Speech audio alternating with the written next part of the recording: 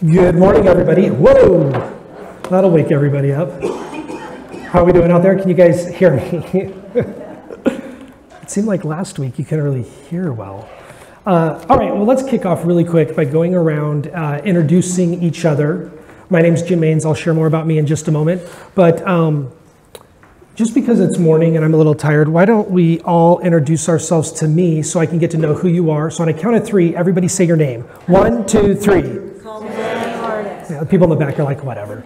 All right, so why don't we go around the table and share your name just in case we have some newbies here at your table. And how about an aha moment from last week with Ash and Nolan? If something just jumped out to you and you've been kind of pondering it through the week, share that within the little group here or amongst your table, and then we'll get started in about, how long do you guys want? 2 minutes? You can do that in 2 minutes. All right, so go for it.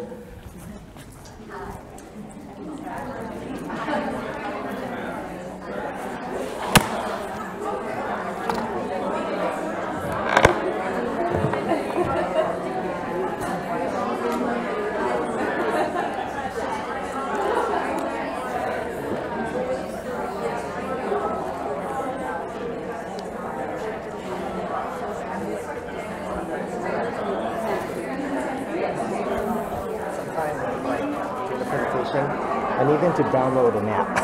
Oh, okay.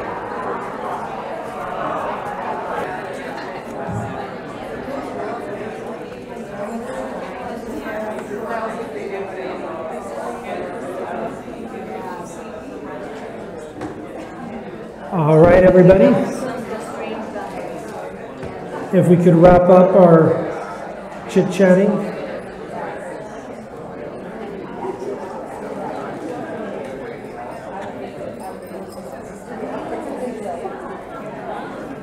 Did everybody get a chance to share? Everybody got a chance to share? Head nods in the back. Am I too loud? Am I okay? All right. Okay, thank you. All right, everybody. So we're going to talk a little bit about storytelling today. And to start, I'll introduce myself. I'm Jim Maines with High Five Media. A little bit about me. I was a youth pastor for about 10 years. And during that time, I transitioned and worked at DSHS. We worked with a lot of young women specifically, trying to get them, off the government, out into the workforce. And we did a lot of life skills and career preparation. I also, for the last 10 years, worked with the Ed Lynch estate. Ed was a huge donor in our community. And I had the wonderful opportunity every day to work with Ed, almost every day for until he passed away last year. My job, which was kind of different, Ed would let me read a lot of the applications from nonprofits that wanted gifts from him. So I had the opportunity to kind of weed through and look at the application. I kind of knew what Ed would want and organizations he'd really want to support. And so I would pass those on to him, or we would file the others away for a later date. There's many times that Ed might remember an organization and say, hey, I want to go back and check that out. And so I would pull it up, and it was kind of a cool experience. I learned a lot about what people, specifically donors in our community and philanthropists, what they're looking for in nonprofits, and also a little bit of tricks. So throughout this talk, hopefully I'll have time to kind of work in some of those little things that I learned. And now I also work with High Five Media. I'm a partner. My focus is campaign strategy. I do all the messy data collecting and figuring out the best way to execute a plan, especially when it comes to the political side. So I may throw in some political pieces from now and then. Hope you don't mind. And then I give all of the messy stuff to Nolan, and then he makes it look good. So we kind of make a really good team in that respect. Nolan mentioned last week that he's Hawaiian, so he talks really fast. I've got a 5-month at home, so I'm going to talk really fast because I am buzzing right now with about 3 hours sleep. So today we're going to talk about 3 things: finding your story, sharing it, kind of as one piece, building relationships outside of those inner circles, working with your influencers. And then we're going to just touch on briefly mini campaigns, how to really market Give More 24 for your organization more than just doing it for like 6 weeks out of the year, some little tricks on how to do it a little bit more often. So why is it important to tell your organization story? And it's very important because your mission statement doesn't tell your story. This is interesting with nonprofits. Your mission statement is probably very factual and accurate, but they're not really moving and they're not really memorable. You know, I like to think of a mission statement as kind of like a roadmap, or it's like a map of where you're heading, the course that you're going to chart, and what direction you want to go as an organization. But really, when you get to that destination, you need someone like a journalist, someone that's going to actually create these little mini stories so that the people that are listening to the story to learn about your organization are going to be on the edge of their seat, and they're going to be wanting more, right? Because they're not going to be wanting that with a mission statement, I can tell you that. But if you, as an ED or a volunteer or a staff member, can play the role almost as a journalist, where you're going to dive in and create stories that could come out of the mission statement or come out of some of the policies within your organization, that's how you're really going to engage people. So even your donors and volunteers don't know much about your story. Think about this for a minute. Your donors and volunteers need to hear your story repeatedly to stay invigorated with what you're about and what their role is in your organization. Nonprofit leaders often make the mistake of assuming that everyone who makes a donation or everyone who volunteers or even board members, they just make the mistake of thinking, oh, they know everything about our organization. But the fact is, they don't. They might know just a little. This is a mistake because more likely, supporters may have given at an event where they only got little pieces of what your story is about. It's almost impossible to keep up with all that you do in an organization. So keep donors and volunteers inspired by sharing stories, by diving in and sharing little components to what your organization is about. A story makes your organization memorable to existing and prospective supporters alike.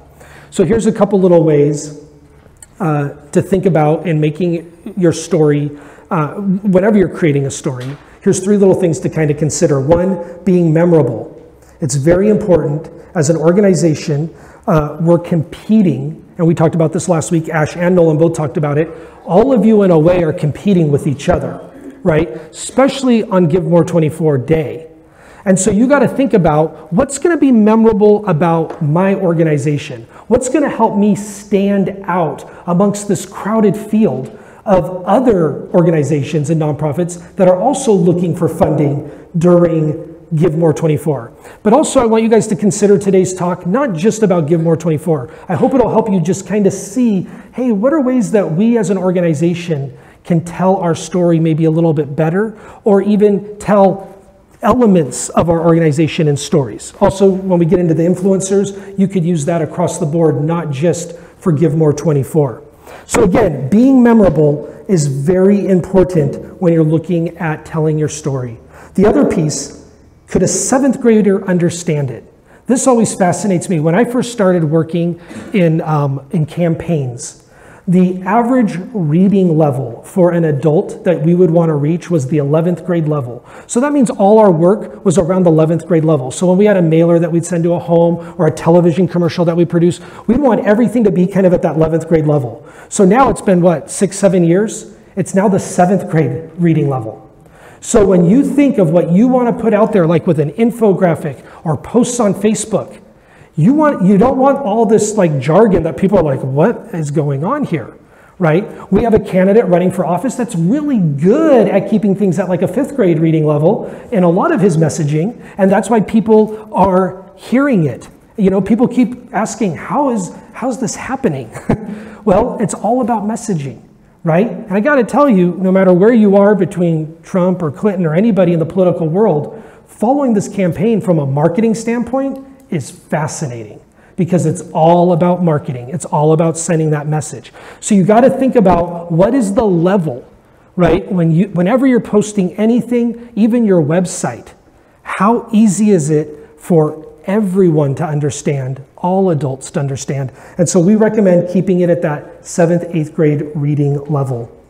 Also short and sweet, but is actually very impactful. The millennials, you know, we hear and read so much about them, the sight and sound generation, and now they're adults. So you've got to be able to grab them, and you've got to do it quickly. So the average amount of time someone stays on a website, I know this changes so much, but the last numbers I hear, 12 seconds. So if somebody's going to your website and they're only there for 12 seconds, let's just think about that for a minute. Are you ready? 1, 2, 3. All right, that didn't work. You guys are tired. So think about it. 12 seconds is it. So one, if your website's really confusing, they're probably not going to stick around.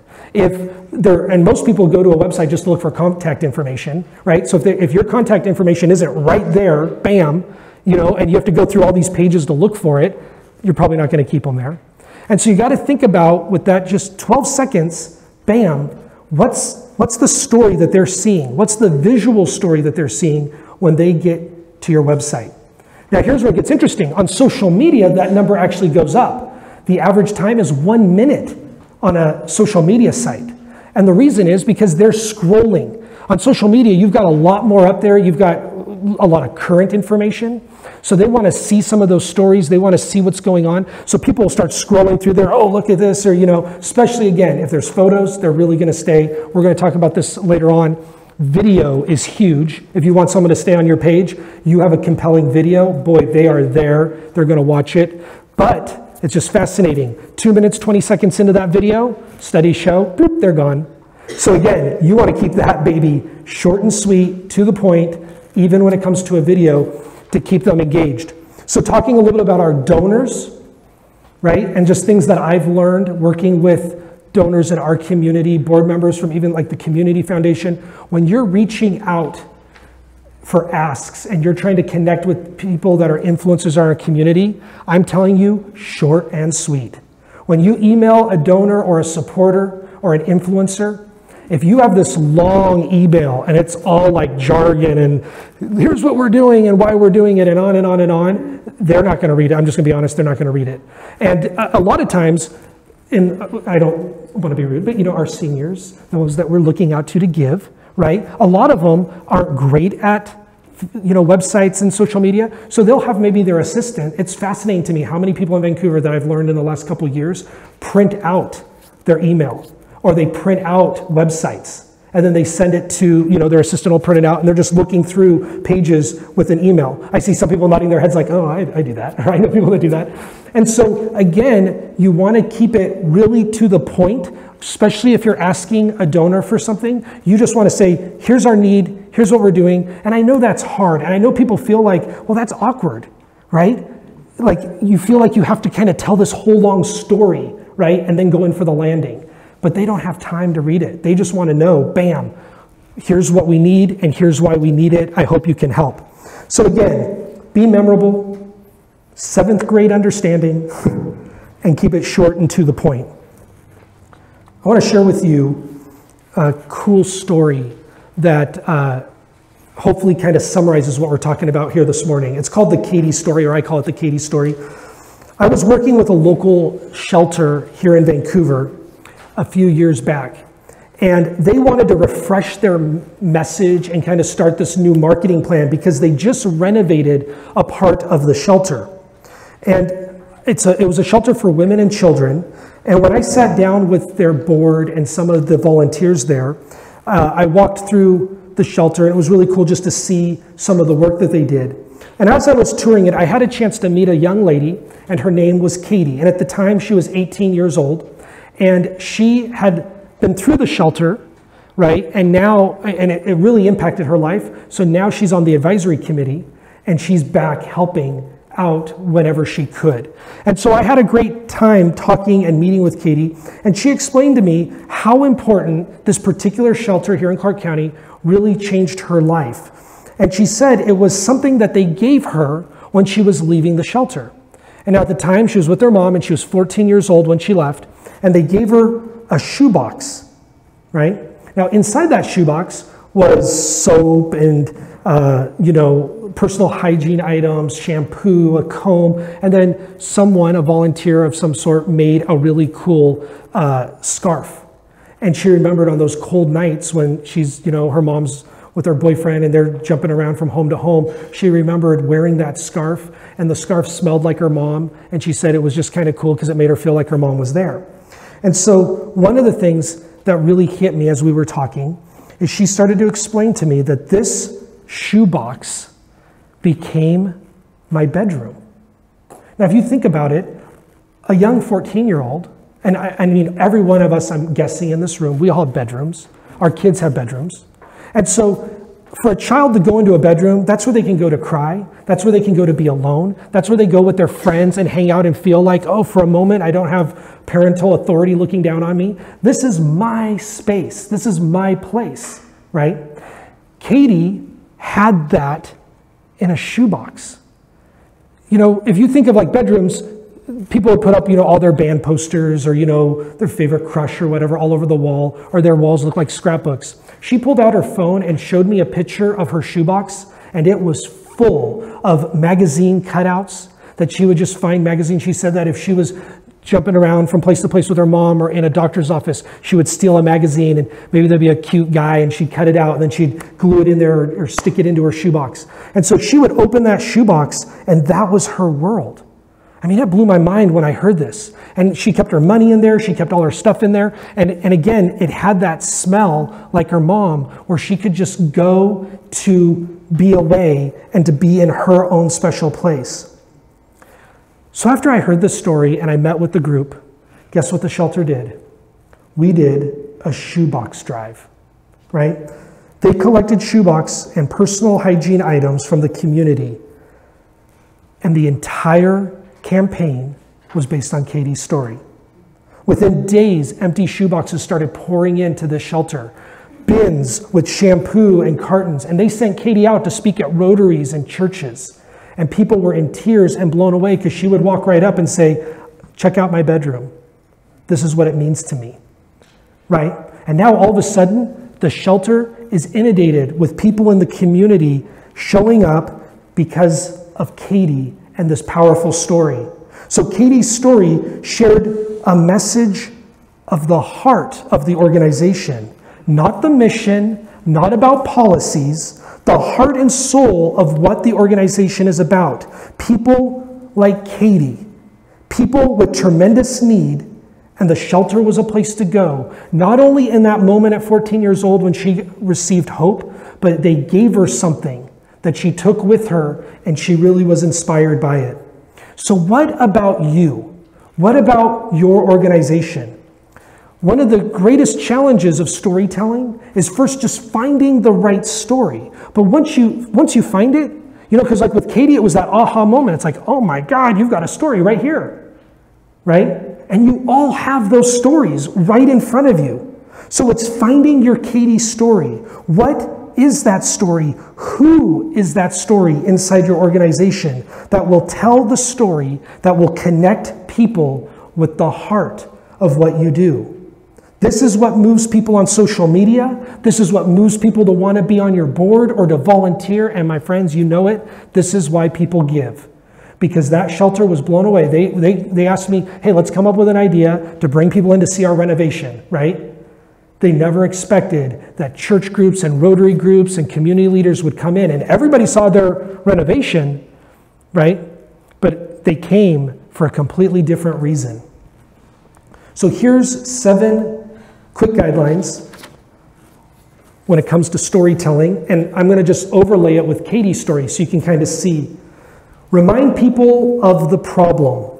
So with Katie's story, homelessness, right? And the shelter was in need of these items so that when people left the shelter, they could give them these small little bags or boxes of hope. 2, avoid insider talk. This is huge. No abbreviations, acronyms, jargon. And I know Ash brought it up and kind of joked about it last week. I'll go to these workshops like down in California, and I know I'm walking in and they use all the local jargon, and I'm just like, what? I have no idea what they're talking about. And so you have to think about 7th grade reading level, right? They're not going to get all this jargon. And so when you look at the story with Katie, the story wasn't about a policy. It wasn't about an upcoming event. It was a real story about a person that was changed because of the shelter. Number 3, focus on benefits, not features. So again, hearing Katie's story, it talked about changed life. They never talked about the renovation, but yet it brought people in to see the renovation. Keep it simple. It was a shoebox. The whole story was about a shoebox. Engage the reader. They are drawn in by the story. With Katie, they were drawn in because it was personal and it was compelling. 6, highlight people, not programs. That's easy. This whole thing was about Katie. And finally, be consistent. Don't change up your story. A lot of times people get nervous or they let other people influence them. You know, depending on your role in an organization, if you guys have a passion and something hits you and you feel like, I need to do this, this is the way we need to go, then you need to sit down with those that make those decisions, unless it's you, and just go for it. You know, it's okay to jump in, because I got to tell you, the looks I got when I said, let's do a campaign around a shoebox, they looked at me like I was crazy. And so some of you right now, I guarantee you are probably sitting here thinking, oh, I got an idea. We could do this or we could do that. I know there was a watershed group that I worked with a few years ago. They did it around frogs. The board looked at them like, what are you talking about? Right? But it worked because it started bringing in youth and they wanted to kind of do some reinvigorating of their organization. So follow that heart of what you feel you want to do, but be consistent. Stick with it for a while. Don't always change it up. All right, so just like last week, this is kind of a quick break. This was the storytelling piece. We're going to talk about the influencers, and everything kind of will mold together. I'm going to bring up Noland because he might have a little storytelling to add. And we're just going to open the floor if there's some questions that you guys may have at this point.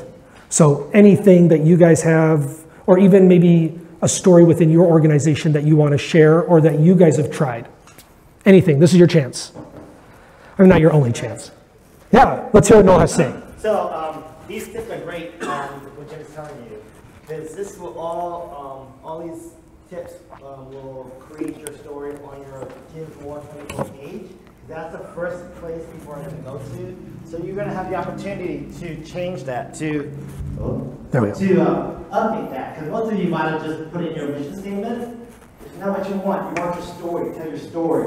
So please go back to your page, your Give More 24 page, and update that. And there is time. I don't know if there's a deadline. September 16th is the last day for profile. And you can upload 3 photos? Is that right? Yes. Yeah. So this year is different. You can upload 3 photos now onto your page. So like picture worth 1,000 words, right? So make sure you, again, follow these tips and update your story on your Give More 24 page. Because that is the first place you're going to drive people to. Perfect. Any other questions real quick during this quick break? All right, we're going to dive. Oh, yes, go ahead.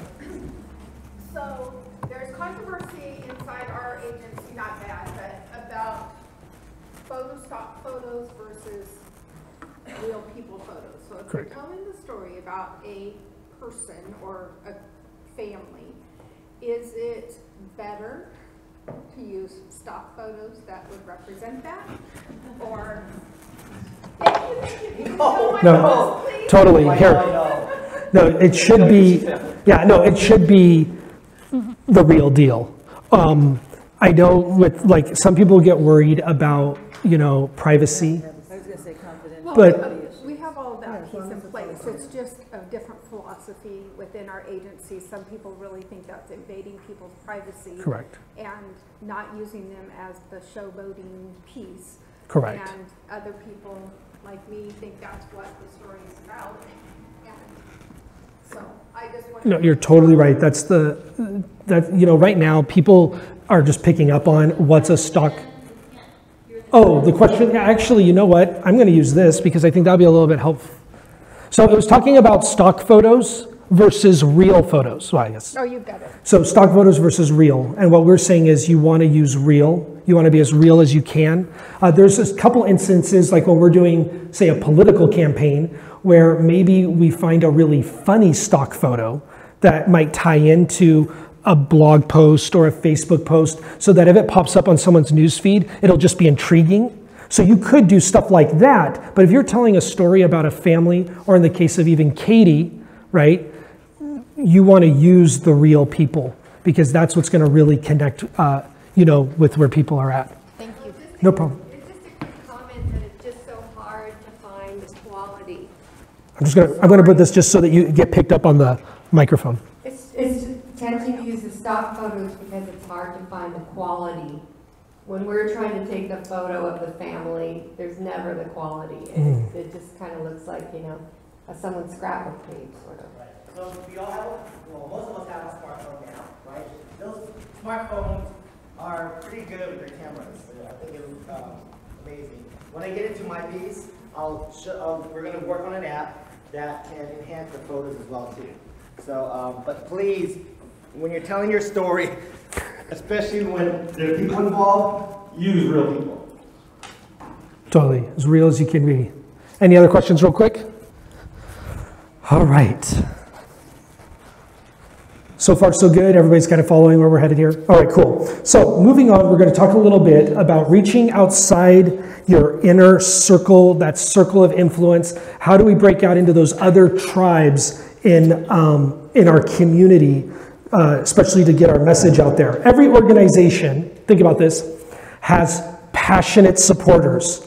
Now, when I say that, I bet all of you are probably thinking of someone, right? I don't know if it's the person that's calling all the time or they show up at the door and they want to do everything. So everybody has a passionate supporter. And these people are the people that really believe in you 100%.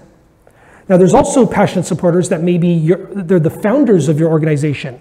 Smaller nonprofits will still have their founders heavily involved. When I was the president of the Vancouver Farmers Market, telling you if you want to see passion, oh my gosh, because one, it's their livelihood. But two, one of the founders stayed on the board to the point where it started to hurt the organization. They were very passionate, but it was all about their passion and their direction. And it was very difficult when I had to step in with the board and say, you know, we're going to find something new for you to do. And sometimes you have to do that. But passionate people, again, can be good. There can be some areas where we can improve with them. But I like to call those passionate supporters, whether they're volunteers, board members, and then there's these passionate people in the community just in general. I like to call them billboard people or a billboard person. When we're running campaigns, I actually have a list of the billboard people within Clark County. And so if we're going out to, let's say you have a mailer you want to send out and you don't have a lot of money, right, but you want to really make the strongest impact, well then you would send it to a billboard person's house. And you know every neighborhood has a billboard person, right? They know everything going on in the neighborhood. And so those are the doors that if I have a candidate, I'm going to knock on that door. Because once I knock on that one door and leave, that entire neighborhood goes, you will not believe who came by today, right? And they just go on and on and on, right? He may have just, or he or she may have just showed up at one door, but the whole neighborhood, they don't know, well, maybe they hit everybody. So billboard people are super important to a nonprofit or to an organization because you can use them in ways to really help get the word out and to break out of those circles and break into some new tribes and new circles in your community.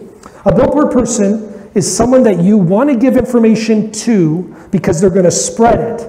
But as I mentioned earlier, there's a danger with these passionate supporters because they can also become very loud detractors, right? And I've talked to a lot of executive directors that the person that was the most passionate becomes kind of the biggest thorn in their side sometimes.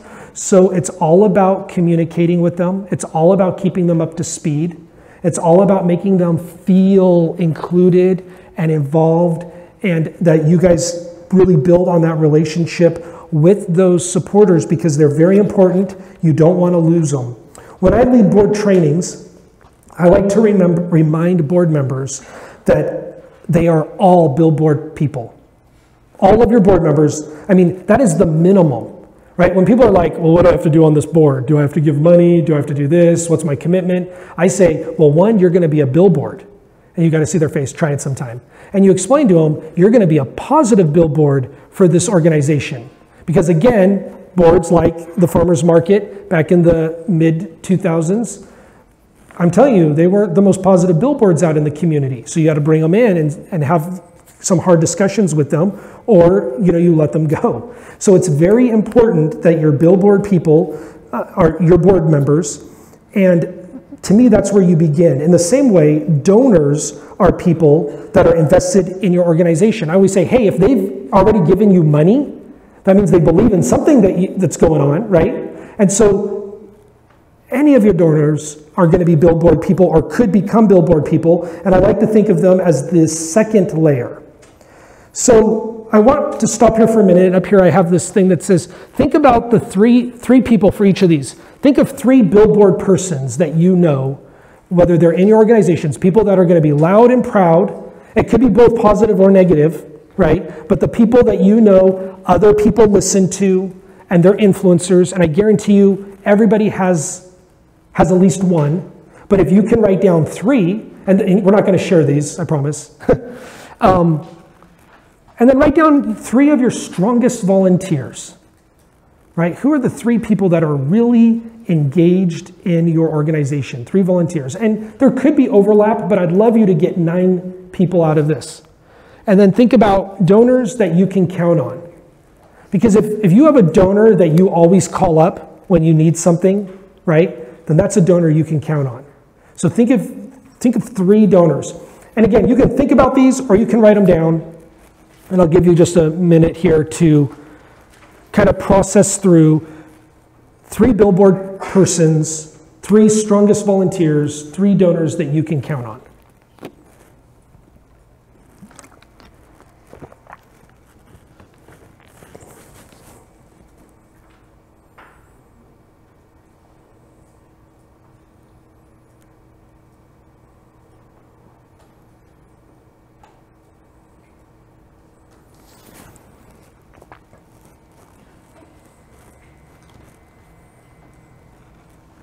Now, those 3 people, or excuse me, 9, you just formed a committee that's going to help your organization get the message out into the community. You get these 9 people together in a room, I guarantee you, and you say, listen, we're going to talk about a story. What's our story? We're going to talk about how are we going to start spreading the message through social media. How are we going to create some stories that might become videos or info snaps or whatever we're going to do? And why 9? Because I guarantee you probably 3 will say, I can't do it. So you're going to have people right here that you can go to and say, let's start. August is coming. This is a prime time to gather a group as September hits. And now you've got the potential with 9 dynamic people to really start brainstorming ways to get that story out and to try to get out beyond the circles of influence. Let me talk a little bit about that for a minute. I got this out of a workshop in California, and I thought it was really kind of cool. So the most passionate people in an organization, number 1, is always the volunteers and staff. They believe in it, they love it, they get paid to do it, or some do, and usually not paid a lot. 2 is the board members, right? So most board members are going to be passionate because they're there on the board, they understand what the organization's about. And then 3 is your donors. Again, we talked about it. They give money, so they believe in it, but donors are not always connected, because they're going to be out giving to other organizations. They're going to be involved in their own lives, and so they don't always know everything about an organization. So those are the most passionate kind of list, starting with your volunteers, board members, donors. But the widest reach, the longest reach out into these other tribes in the community, right? If you want to get your word out beyond just those small little circles and get out there to, we like to call it the soccer moms and the church groups and the Boy Scouts, and there's so many layers, right? So if we want to get our message out there, the widest reach is the donors. So it's funny because it just flips, because donors are out there and they're doing so much in their community. So bringing a donor in and saying, how can, they have friends of friends, they know people.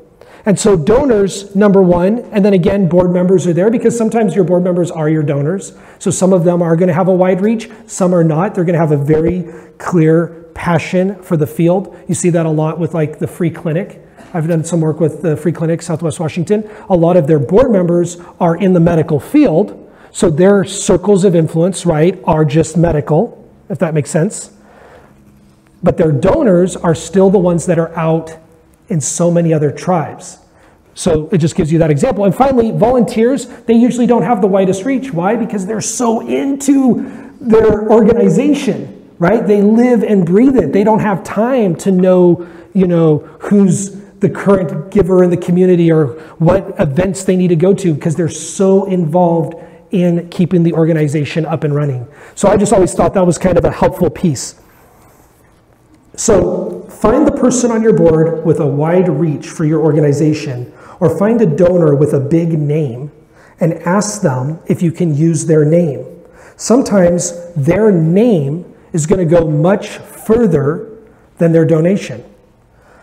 An example, working with Ed Lynch, the food bank here locally was going through a capital campaign. And Ed was kind of maxed out on his gifts for, I think it was almost like 3 years. He really planned ahead. And so they sat down with him and they said, we don't want your money. Like, they just kept trying to like get this capital campaign up and running, and it just kept falling. And they tried to get up and running, and it kept falling. And they're like, we got to figure out a way to get this thing going. So they sat down with Ed and they had this discussion, and they said, Ed, we just want your name tied to this capital campaign. And Ed and Dolly really believed in it. So Ed wrote a check for $5,000, which really for Ed, that wasn't, a huge amount of money, right? So they go back and they just start telling the story that Ed Lynch gave $5,000, he believes in it, and guess what? That capital campaign overnight became legit. Now you have all these Kiewit people in the community that have a lot of, sway and money, started donating. And the capital campaign raised upwards of $1 million. And what's fascinating, and I remember I was so confused, when I brought Ed to their ribbon cutting after the building was built, it was so funny because they gave Ed a plaque and they brought him up in the front. And I was like, but you didn't even, I was trying to put together, you didn't even give a lot of money, right? And they even said when they got up there, they said, Ed is the reason we raised this money, right? That name is the reason. So again, there might be people in your circles, in your worlds, that have names, and they are going to make you legit. They're going to validate what you do. And you could call them up and say, listen, I don't want your money, but I'm going to put together an organization. It's just going to be, like an advisory council. We're going to meet once a year. I'll buy drinks. But can I put your name on my letterhead? It happens all the time, and it impacts people. And on social media, the same thing. I've got numerous stories of how they use, Florence Wager, using her name to activate and mobilize people, because people around parks and environment, when they saw her name, they jumped. And so seeing her, I just remember seeing her Facebook post from an organization, it really, again, made them credible. So think again about people in those circles, people on your board, people who know people, how important it is to bring them in, use their name. It doesn't always have to be for money, and then that will really benefit you in the end. So, quick guidelines to broaden your reach. Nolan and Ash talked about this last week. Update your website. Actually, Nolan just talked about it a few minutes ago. Update your website. That's the number one thing, because that's where people go to find out contact information. They want to kind of figure out who you are. And really, a website does make you, in a lot of people's eyes, real. Oh, they got a website. They got to be real, right? So make sure to have your website updated. Regularly post on social media, right? Because I always tell people, your website is the foundation. It's the staple. That baby doesn't change. It's like the new pamphlet, the brochure. Do you remember in the old days? Here's a brochure about my organization. And everybody opens up and read it. Well, now that's the website. So it doesn't change a lot, but you want to keep it updated. It's social media that's changing all the time. And that's where you really want to engage people, right?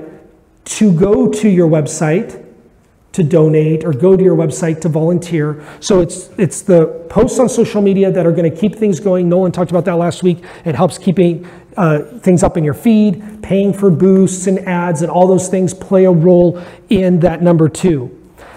Number 3, write a blog. This is another way to really broaden your reach. I'm working with an organization right now tied to Give More 24, and they're thinking of doing a blog all through next year, which we're going to talk about in the third portion of this talk, just highlighting the success of Give More 24 and where the money's going, the different organizations they're working with. So a blog can be a beautiful way to do that. That can go on your website, right? Having a blog section on your website, and then sharing that blog, those posts on Facebook. What we tell people is do not write a blog unless you've got 3 to 6 months in the pipeline. How many people have gone to a page to read a blog and it was posted like in 2007. I mean, it's like ancient. And you're like, what? And so if that even happens, I tell people, don't even post a date, because then people won't even know, you know? So when they go to your blog, it's what's in the blog that's important. But I guarantee you, once people say, oh, that's from 2007, no, they're not going to read it. So have a good batch of blogs. Write a bunch of blogs before you even post the first one, so you have a lot in the pipeline. Blogs also will build up your search engine optimization, your SEO, for searches, for Google and Bing and all those searches. So a lot of organizations, they actually, they'll pay out groups just to write blogs for them, because it's one of the tricks to build up your SEO. So that's another piece to think about. Number 4, connect with your followers. So it's one thing to post on social media, but if you really want to break out and connect with your influencers and get out of those little circles, you want to engage with them. Burgerville, they're amazing. You post that, hey, I went to Burgerville and I had a colossal cheeseburger. They respond on Twitter, thank you, right? And they get right into it. I mean, it is amazing the interaction and how fast they do it. And then, guess what? When they respond to me on Twitter, I tell someone about it. I'm like, you won't believe it, Burgerville responded to me, right? Recently, it was really funny. I bought this thing on Amazon.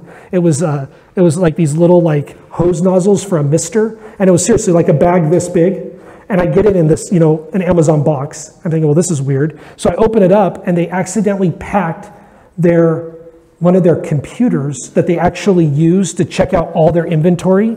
It's in this box, and it comes with like everything from the charger for the battery, like everything's in there. I'm like, boy, somebody was having a bad day, or it was like someone's last day. They're like, screw you, Amazon. But like, it's all in my box, right? So I pull it out and I say to my wife, well, this is weird. So I plug it in to see, and like, it's the real deal. Like I could go through aisles and figure out what they have. It was a phone, it was everything. So I didn't know what to do. I took a picture and I jumped on Twitter and I just said, hey, look at what showed up, in my Amazon box. And then I hashtagged Jimmy Fallon, because I thought, well, he'd probably want to know because it was funny. And I'm telling you, within a minute, Amazon was on it. And they're like, oh, we're so sorry. And they started engaging with me. They sent me a private message. They sent me a $50 coupon. Of course, they probably want to keep it quiet. And we had a great exchange. They sent me a box to ship it back in. Again, it's that connection, right? Because at first I'm thinking, what the heck? They walked me right through it. And so in using social media and Twitter to connect with the people that believe in your organization, they're going to feel validated, and then they're going to continue to share that message.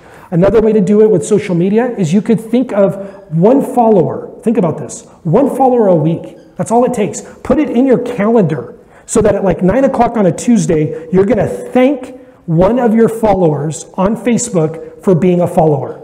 And then you send them a private message. You say, I'm so-and-so from this nonprofit.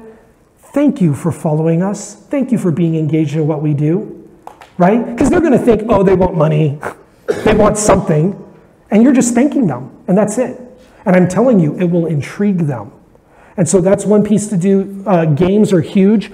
If you put together kind of a pool, even with your board or your staff, everybody chip in a couple bucks. I mean, really quick, you can get a $20 gift card to Starbucks, and then bam, you do a contest on your Facebook page. Hey, do you want to win a $20 gift card? Here's all you do, right? Or one that blows people away is you just pick the next person to like your page, they're going to get a $20 gift card. And then you blow it up on Facebook, right? And then they share it, other people share it. People are so excited, like, oh my gosh, I just like this page and I get a $20 gift card. Right? So again, these are ways where people are going to share, and they're going to start moving outside of those circles of influence. And so that's really important. The next one is video.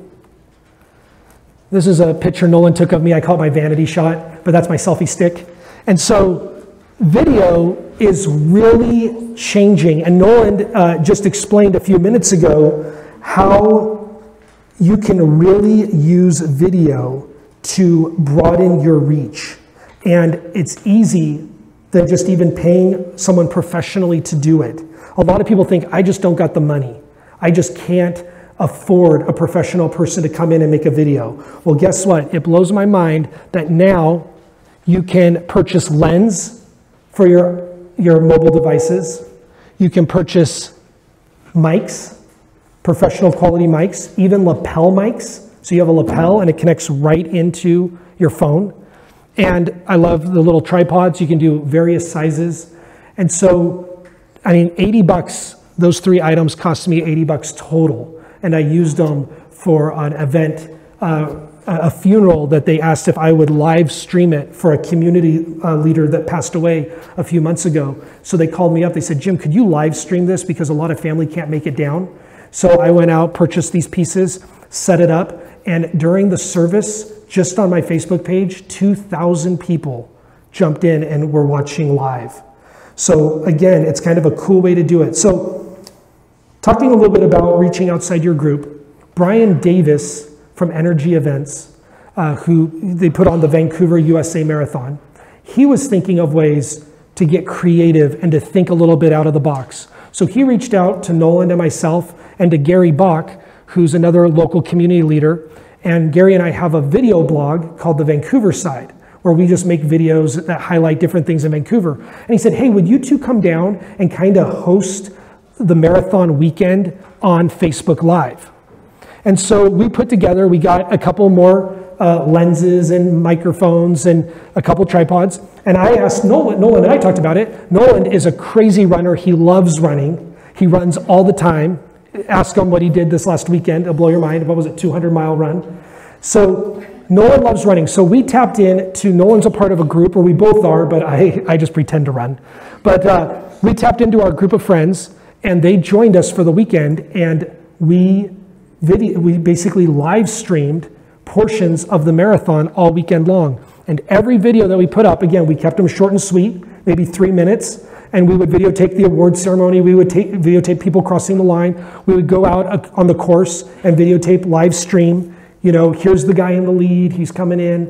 It was a lot of fun, but the reach was amazing because people were following his Facebook feed all day long because they wanted to see these live videos popping up.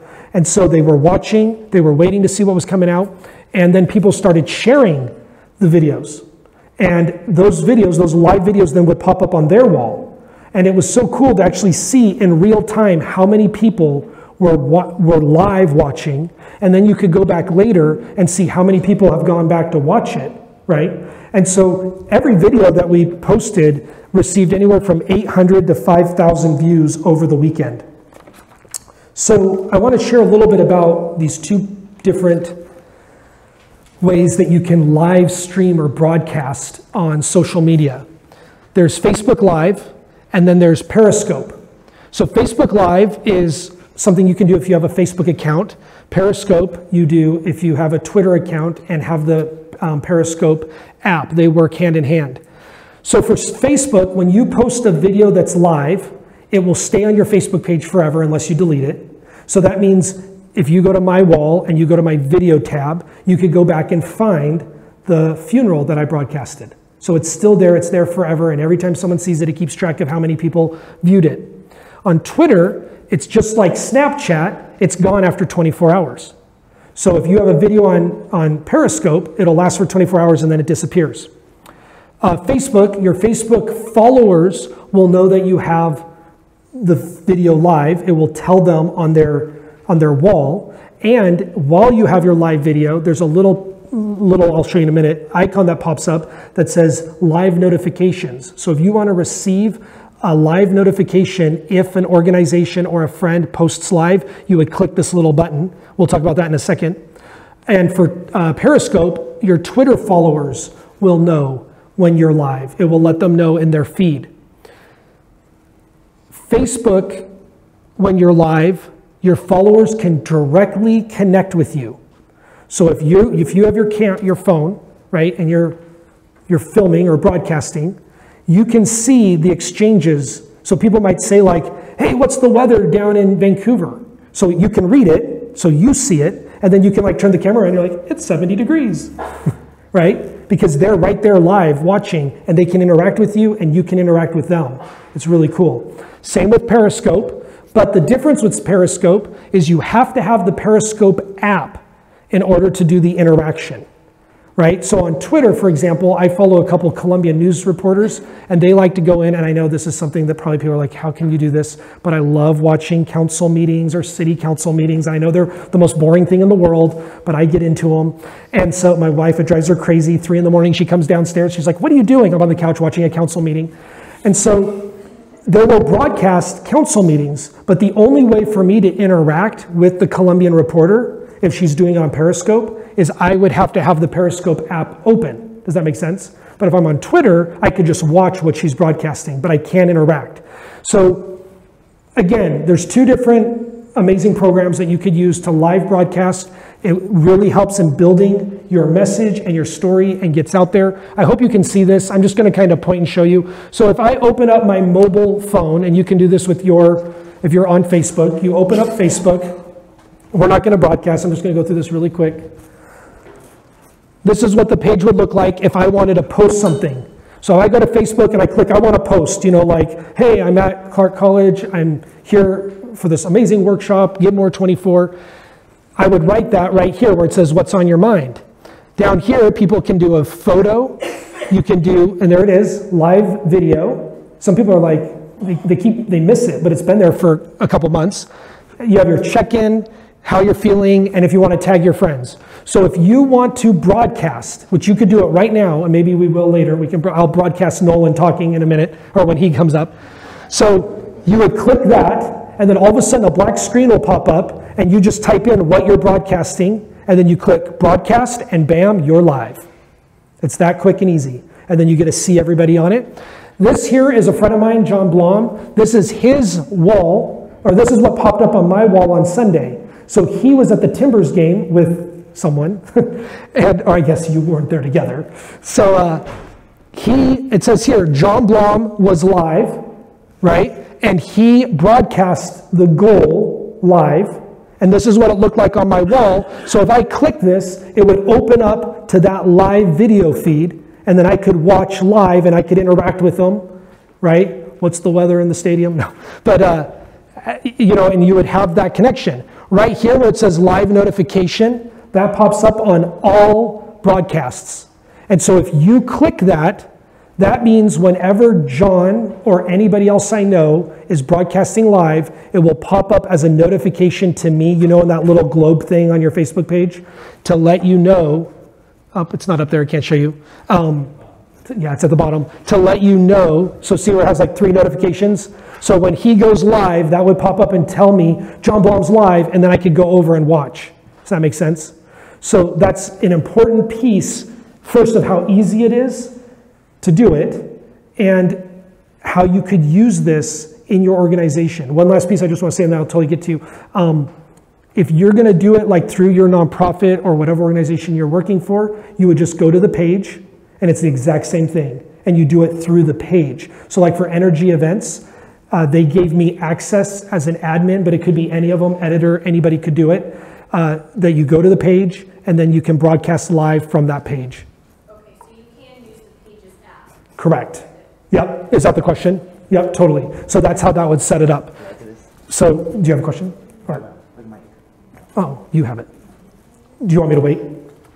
Good. So Periscope, I just want to show you how that looks. So this is, when I open up my Periscope app, it's going to look like this. Down below, you're going to see like a TV, a globe, and the TV tells you, out of the followers I have on Twitter, here's the ones that have posted, or the followers that I'm following on Periscope. If you notice, I follow a lot of Disney stuff. So like every night, just so you know, you can go down to Disneyland and you can zoom in, and there's always a ton of people broadcasting all the parades. So you can just watch every parade right there from your phone and see what's going on. People broadcast going through rides, all that kind of stuff. I'm a Disney freak, so it's kind of fun to see. So this is the live one. So somebody was broadcasting live from Disneyland when I took this capture, but also you can see the other people that were posting different things in the last 24 hours. Because remember, after 24 hours, it's all gone. On this page, if you click the globe, it shows you a screenshot. Well, it basically shows you the entire globe, and you can just zoom around, and you can zoom in. So if you notice down around San Francisco at this time, 25 people were live. And so then you can just zoom in and choose who you want to follow, right? And so it's kind of cool to see, what's happening where.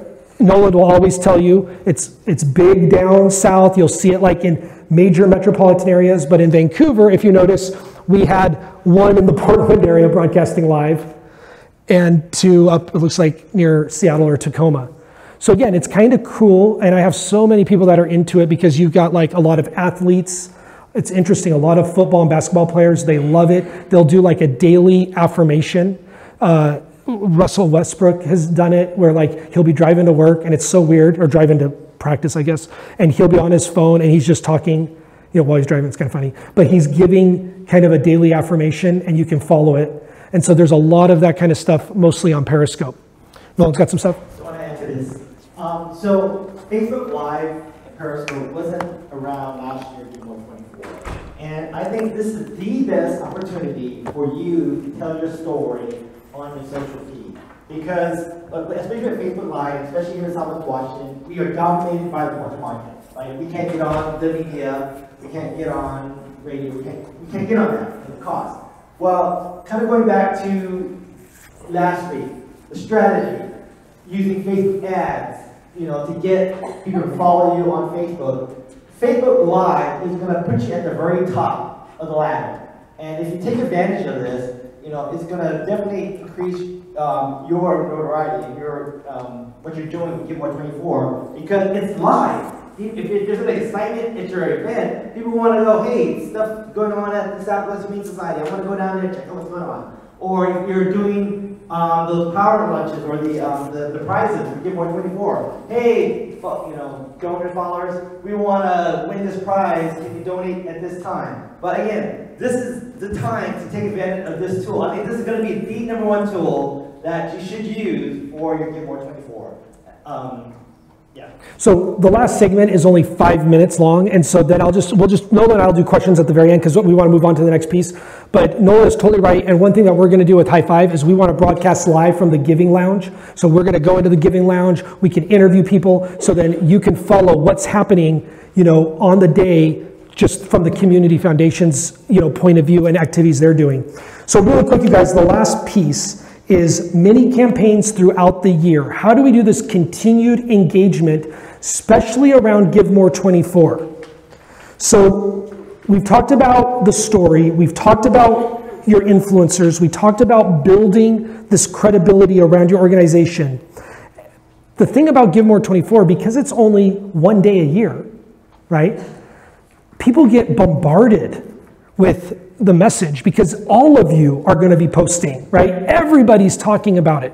So I just wanted to talk about a couple quick tips on how to make this message and this brand really get imprinted in your supporters, your board members, and just the community in general all year long. To me, that's the big goal. That's what branding and marketing is all about. Not just 3 weeks or even a week before. How do we keep this thing going all year round? And so we always tell people in a campaign, during a campaign cycle, right, whether it's political or even for nonprofits, the campaigns we do, our goal is you want to touch people, right, about 4 times, whether it's through media, through a mailer, through someone knocking on your door. That's why you see so many campaign signs right now, right? Because people want to touch somebody, right, and get into their head right before it's time to vote. Because a lot of times you might vote by just thinking, I kind of remember that person because you saw their sign everywhere, right? And so the same way, we want to imprint Give More 24. We want to make that a campaign all year round so that people know it's coming, right? And they're just going to know in September, we're going to give. And so one way is if you have a newsletter going out, it doesn't hurt that maybe 2 times during the year in your newsletter, talk about Give More 24, talk about the success, talk about what's coming up. Maybe there's a specific need you have in your organization. So share that story in your newsletter. Same with your e-blast. Put the Give More 24 logo, I think they can do that, right, at the bottom of your email blast with the date coming up for next year. Right? That should be always going out there and imprinted in their minds. The annual events. This one was really cool. When I was at the Humane Society last year in October, when I opened up their program, they were talking about Give More 24 for this year, right? Because Give More, it just ended in September, and then all of a sudden, right there in their little program, join us for Give More 24 2016, September, telling the date, all the info. To me, that's smart marketing because they are way ahead and people are going to remember it by seeing it in that program. So when you have your annual event, that's a prime time to either speak about Give More 24 or at least put it in the program so that when people see it, they're going to read it and think about it. Again, social media posts throughout the year. January comes, it's kind of, dark time of year. Hey, it's a great opportunity to say, hey, we're 9 months away from Give More 24. Here's some of the, here's some of the things that benefited from Give More, things like that. So that's really important. Signs. I spoke with 3 nonprofits that were kicking around the idea of putting their money together to make yard signs with the Give More 24 logo and having the date. And I was like, well, that's a really cool idea. I mean, honestly, they don't really cost that much. And so again, you could get together with other groups and you could put them out in your parking lot, right? Board members could take them home. Because if we really want to influence outside of our little circles, then it's going to be signs, it's going to be getting that message out. I was on the board for Walk and Knock, and it was myself and a friend that we came up with the idea of why aren't we putting out signs for Walk and Knock, the week leading up. And if you guys remember now, they use Boy Scouts in different groups that the week before Walk and Knock, that Sunday before, their goal is to hit every major intersection in Vancouver with Walk and Knock signs. And then they can use the same sign every year because it just says this Saturday, right? So they know next week is Walk and Knock. And also banners. You could get a banner made with Give More 24 on it. It could be hanging in the office when people come in. You could bring it out, like this time of year, August, September, move it to maybe the outside of your building. And you could have on it, like where you can change the date every year, which is pretty easy and inexpensive. So you're keeping most of the banner, but you're just changing the date up each year for the next Give More 24. So again, quick little ways to continue that engagement all year round and really try to touch people, as we talked about, 4 times during the year. I really hope you guys that there was something I shared that was a little bit insightful for you today to help you in telling your story, how to reach outside of those circles. And now Nolan and I will be up here to answer any questions that you have before Nolan jumps into some crazy, actually it's going to tie in beautifully how to take the story and really make it visual. So anything? Just one quick question. So you said use it on that day, but is it advisable to use is it advisable to use the Facebook Live videos leading up Correct. To the day, not just on Big the time. correct? Practice. Okay. Yep, and actually I forgot to even mention that because that is super important. With the Vancouver USA Marathon, we started posting little mini 3-minute Facebook Lives on Thursday, Friday, and then Saturday there was like a fun run. So we did a bunch on Saturday. And the reason why you want to do that is because like we had 300, 400 people engaged, but they were clicking on live notification. So the more you guys post, the more people will like, oh, I want to follow them. Right? So that when you do post during Give More 24, it pops up where I showed you on that notification piece. So that's a perfect thing. And like Nolan said, don't be scared. Jump right in. You guys got to go to his page and watch some of those lip syncs. It's funny. They're good. And with Facebook Live, the donor can come to you seeing what's going on in your organization. Like they don't have to physically go to your place, right? They can see you on Facebook. They don't have to donate at your place. They can donate online. So again, the reach is going to be much greater doing Facebook Live as part of your strategy. And when we get into my next section about InfoSnap, that's all the promotion part. That's all static graphics saying we're going to be live on Facebook Live on this day, this time. Just kind of give a precursor to what's going on. But any questions? Yep, go ahead. Question about blogs. Blogging, go ahead. Blogging. What are the minimum kind of parameters for blogging? Like, do you have to do it once a week, or? Oh, that's a good question. Yep. How many are we talking? I would say, there's a lot of organizations that will actually hire people to blog to build their name recognition. A lot of products are doing that now. So like they will say, they'll hire like a lot of, maybe it's a mom or dad that's just at home with their kids and they'll say, will you blog? They actually want you to blog every day. And I think that's insane. So I usually recommend the best blogs are twice a month. And then what you do is, so you launch the blog on your website and people that are following you, they'll read that blog and they'll be really engaged. The second week, you don't post a new blog, you share that on social media.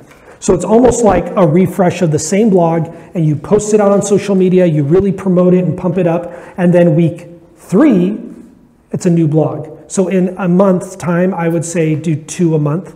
And but then how big those, I mean, how long? I mean, it could be, I mean, I've seen blogs that are, sometimes blogs are just a photo and a caption. Okay. Some blogs are 300, 700, but again, if you want to think about what we talked about, keeping that message short and sweet, keep it engaging, but you don't want people to get bored or just kind of feel like, oh, there's too much to read. I hope that helps. Yeah. And Jim talked about how Burgerville, you know, you go to Burgerville, you tag something, or you hashtag, or you do a post on Facebook, and how do they respond? Like, how do they know that you're there? They use tools that are free, and you can use this as well. I've listed them here, how to use, you know, you can use Hootsuite, Social Mention, Tagboard. You'll see during Gilmore 24, we're going to use Tagboard. It's a hashtag tool that you can see anytime you tag or use a hashtag, you know, Gilmore24 or whatever hashtag we're going to be using for the day. Tagboard's a great tool to see visually as a dashboard that takes images from and text from Twitter, Instagram, and Facebook. But there's tools out there that notifies the organization or whoever when people are tweeting or Facebooking and they get a response immediately. That's how it works. All right, everybody. Thank you so much, you guys. And we're going to have, how long of a break? 10-minute break. Thanks.